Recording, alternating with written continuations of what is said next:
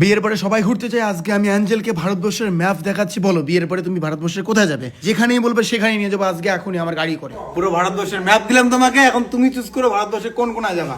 আমার গাড়ি ধরে আজকে বেরোবো, যতদিন লাগে নিয়ে যাবো তোমাকে। ফাইনাল গোলাম হচ্ছে জয়পুর, রাজস্থান, মরুভূমি যাবো। সঙ্গে সঙ্গে বেটিং গোছাচ্ছি, জামা প্যান্ট নিচ্ছি, এখনই বেরোবো। আর যাওয়ার সময় কি কি হয় তোমরা দেখবে ভাই। গাইস বেটিং এর থেকে ইম্পর্টেন্ট তোমাদেরকে দেখাই, ওই দেখো রান্নার সেট আপ। তোমরা জানো আমরা রাস্তায় যখন বেরোই রান্না করে খাই, আর এইটা সব থেকে আমাদের জীবনের বড় মজা।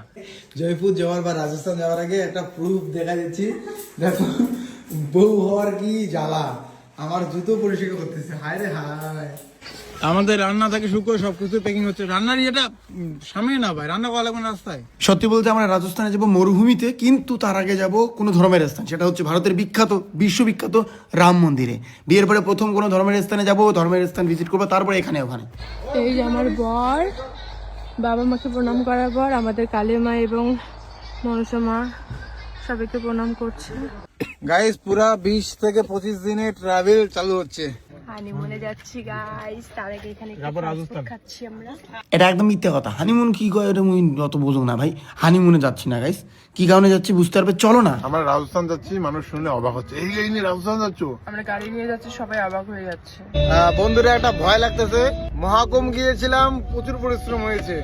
মাত্র 900 কিলোমিটার আমার এখান থেকে মহাকুম্ভ মানে প্রয়াগরাজ। আর রাজস্থানে আমরা যেখানে যাবো সেটা হচ্ছে 1800 থেকে 1900 কিলোমিটার, মানে ওর ডাবল। সাহস বুকে আছে কিন্তু ভয় লাগতেছে তারপরেও। যাওয়ার সময় তিনটে অ্যাক্সিডেন্ট দেখবো। প্রথম অ্যাক্সিডেন্ট, একটা গাড়ি এসে নাকি একটা গাছের মধ্যে লাগিয়ে দিয়েছে, গাছটা ভেঙে পড়ে গেছে। 3 নম্বর অ্যাক্সিডেন্টটা তোমরা দেখবে আজকে, ভয়ানক ভাই। 3টে গাড়ি একসাথে অ্যাক্সিডেন্ট হয়েছে। তো বস আমরা কিছু দূর যাচ্ছি আর দাঁড়াচ্ছি, পুরো মানে শরীর হয় না একটু, মানে ব্যথা ব্যথা হয়ে যায়। চলতে আছে কি চলতে আছে। ম্যাপটার মধ্যে একটা জিনিস দেখো, আমরা থাকি একদম ভারতবর্ষে এই কোনায়, একদম বাংলাদেশের কাছে। এখান থেকে ডাইরেক্ট যাবো আমরা একদম পাকিস্তানের এই সাইডে, 2 ফালটা করে দেবো ভারতবর্ষকে। যাই গাইজ, আমাদের প্রথম গন্তব্যস্থল হচ্ছে অযোধ্যা, অযোধ্যার রাম মন্দির।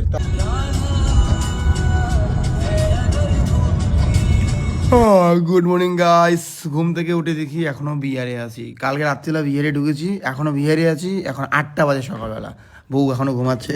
এই দেখো গাইস 2 নম্বর অ্যাক্সিডেন্ট এটা ভাই। এরপরে আরেকটা অ্যাক্সিডেন্ট, ওটা তো আরো ডেঞ্জারাস।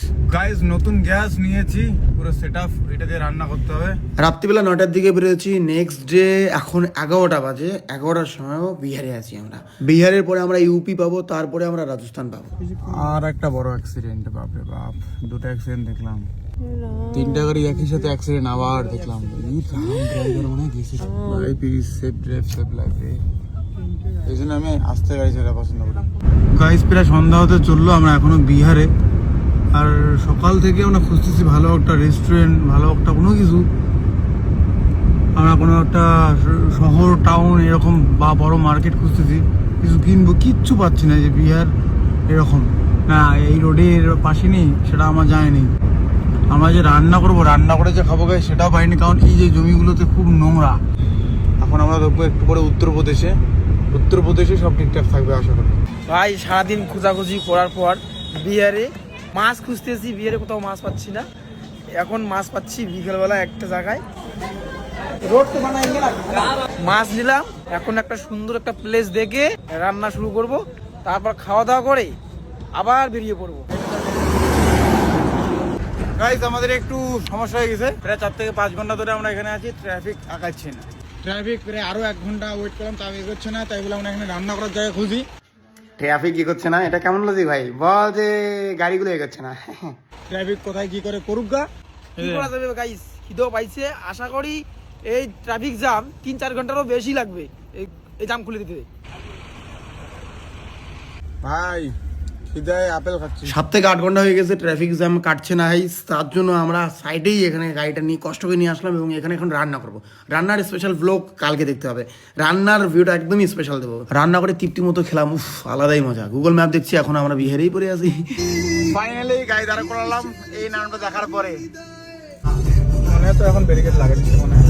হল্লি মস্তে মস্তে মস্তে গানটা লাগিয়ে আমরা খুব এনজয়ের সাথে অযোধ্যাতে ঢুকেছি। অযোধ্যাতে আজকে থাকবো এবং রাম মন্দির দেখবো। প্রথমে হোটেলে যাব, তারপরে আমরা অযোধ্যা রাম মন্দিরে যাবো।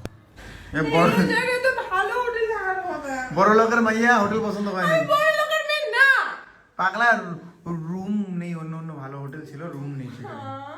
এটাই ভালো যাই বলো গাইজ, একটু থাকার জায়গাটা খাওয়ার জায়গাটা ঠিকঠাক হলে না মনটা শান্তি হয়। এখানে থাকার জায়গাটা ঠিকঠাকই আছে, কিন্তু এখানে গরম তো কেমন রুমটাতে। সাব নাই, হাম গরিব গরিব মানসি হে, এক্সপিরিয়েন্স হে গরিব কা, कोई बात नहीं चलेगा। गाइस राम मंदिर ब्लॉग তোমরা এরপরের ভিডিওতে দেখতে পাবে। আজকের জন্য এখানে tata, bye bye, love you so much.